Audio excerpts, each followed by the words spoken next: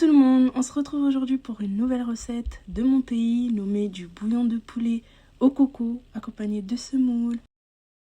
Avant de passer à la préparation, j'aimerais remercier tous ceux qui likent et partagent mes vidéos.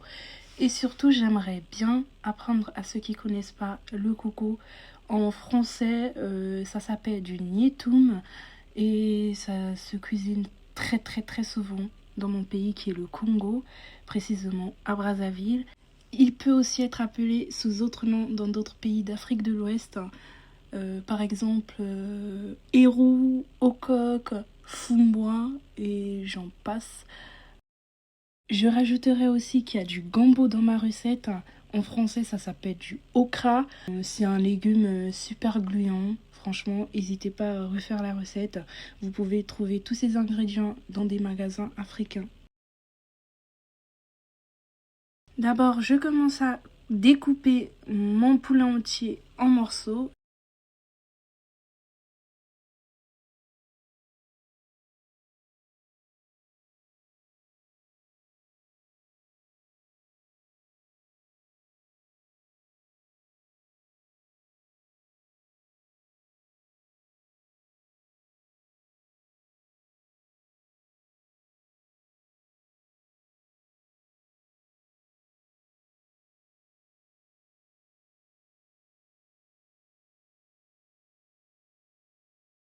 Une fois fini, je viens les nettoyer parce que en fait, si vous le nettoyez pas bien, il a un arrière-goût. Donc il faut bien enlever la saleté. Une fois bien enlevé, je les rince et je les verse dans ma casserole.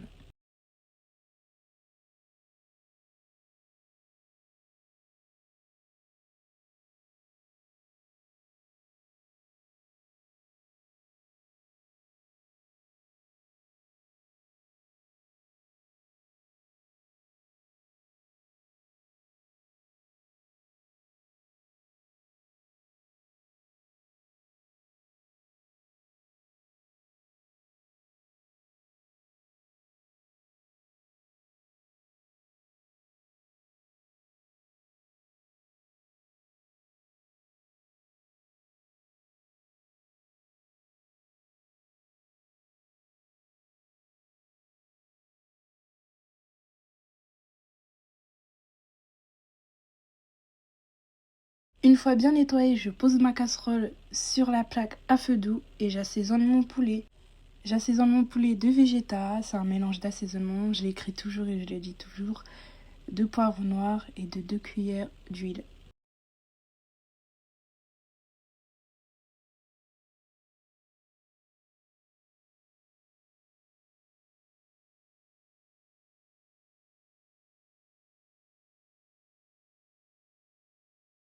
Par la suite, je viens rajouter la moitié d'un oignon que je coupe en lamelles.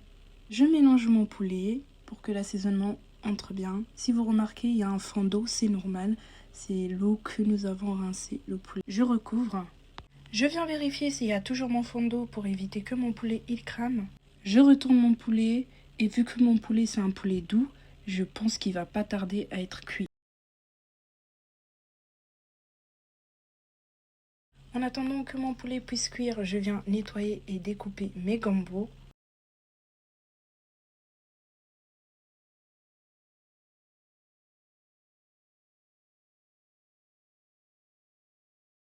Je viens verser mon gombo dans mon poulet parce que j'ai vérifié et mon poulet il est cuit. Par contre, si votre poulet il est super dur, avant de verser le gombo, veuillez verser de l'eau jusqu'à ce que votre poulet soit bien cuit. Et ensuite, vous pouvez verser vos gambos.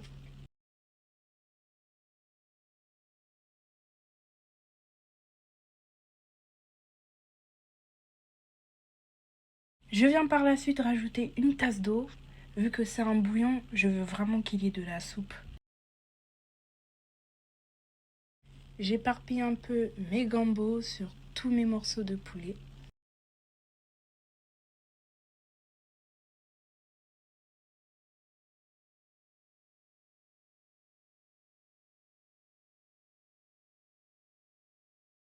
Vu que j'ai rajouté de l'eau, je viens goûter si c'est encore assaisonné.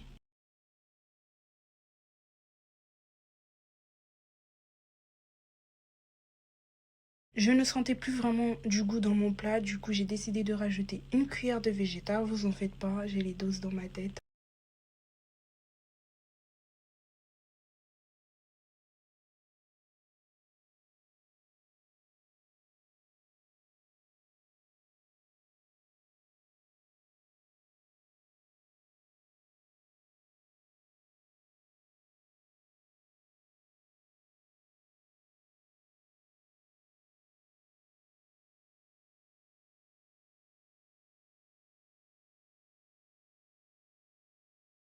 Une fois fini de mélanger, je recouvre et je laisse cuire mes gambos.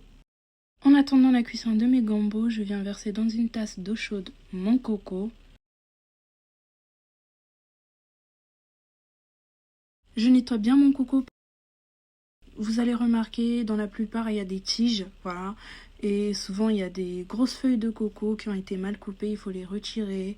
Et voilà, continuez à bien les rincer jusqu'à ce que vous allez sentir que c'est propre.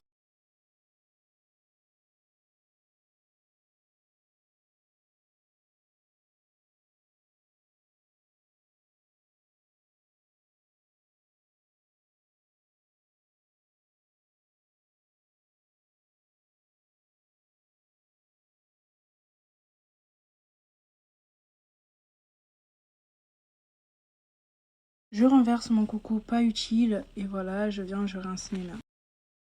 Une fois ma soupe bien gluante, je viens verser mon coco.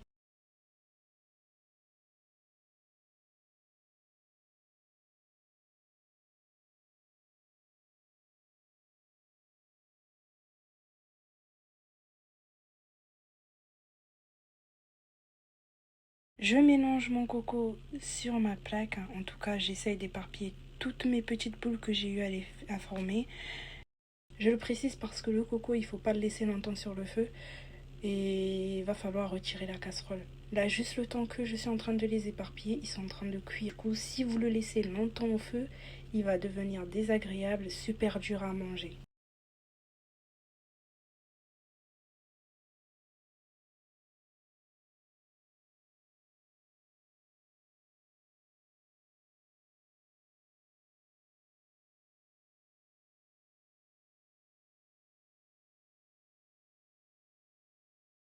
Une autre petite astuce, il faut jamais recouvrir votre casserole de plat au coco. Une fois mon plat mis de côté, je viens mettre une casserole d'eau pour la préparation de ma semoule.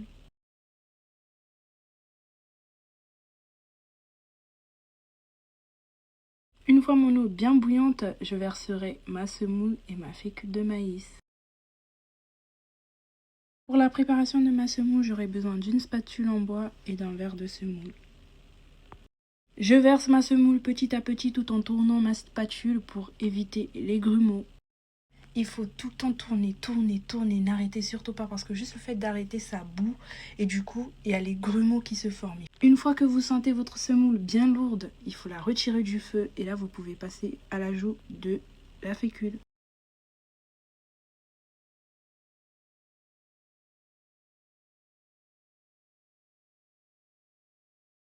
Et là, c'est le moment le plus important de la semoule. Il faut bien la retourner parce que faut bien la retourner pour que la fécule ne fasse pas aussi, comme je vous ai dit, les grumeaux. Parce qu'après, c'est désagréable à manger. Et donc, du coup, il faut tourner, tourner, tourner, tourner, taper dessus, tourner, tourner. Je vous dis, c'était compliqué pour moi parce que d'habitude, je pose ma casserole au sol et je pose mes deux pieds sur les deux manches de ma casserole pour avoir une facilité à tourner. Mais là, c'était compliqué. Franchement, je vous dis, il faut vraiment avoir la force parce que ça fait mal, mal, mal au bras. Et donc, du coup, là, ma semoule, j'ai vu, elle est bien lourde. Du coup, je peux passer à mes formes de boules de semoule. J'utilise de l'eau pour justement faciliter ma cuillère à bien former mes boules de semoule.